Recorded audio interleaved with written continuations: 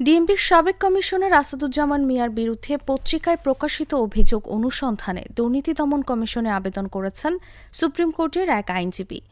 বৃহস্পতিবার সুপ্রিম কোর্টের আইনজীবী সালাউদ্দিন রিগান এ আবেদন করেন। দুদক চেয়ারম্যান বরাবর করা আবেদনে বলা হয়েছে, আমি বাংলাদেশ সুপ্রিম কোর্টের একজন আইনজীবী ও সচেতন নাগরিক।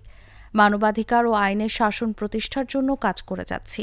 গত ১৬ জুন একটি জাতীয় দৈনিকে মিয়া সাহেবের যত সম্পদ শীর্ষক এক প্রতিবেদন প্রকাশিত হয়।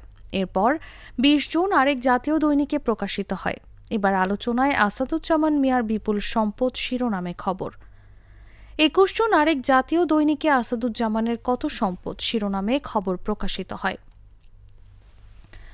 অত্যন্ত দুঃখের বিষয়, জাতীয় দৈনিকের পাতা জুড়ে সংবাদ প্রকাশিত হওয়ার পরও অনুসন্ধানের জন্য যথাযথ কর্তৃপক্ষ কোনো উদ্যোগ নেয়নি, যা দুদকের নিষ্ক্রিয়তা। এছাড়াও যেখানে প্রধানমন্ত্রী সব ধরনের দুর্নীতির বিরুদ্ধে জিরো টলারেন্স নীতি গ্রহণ করেছেন, যোগ করেন আইনজীবী সালাউদ্দিন রিগান। আবেদনে আরও বলা হয়, জাতীয় পত্রিকায় প্রকাশিত প্রতিবেদন রাষ্ট্রের আইনশৃঙ্খলা বাহিনীর প্রতি জনগণের আস্থা ও বিশ্বাস ক্ষুণ্ণ করে এবং জনমনে বিভ্রান্তি সৃষ্টি করে। ফলে এ বিষয়ে যথাযথ অনুসন্ধানের উদ্যোগ নিয়ে তা জানাতে বিশেষভাবে অনুরোধ করা হলো।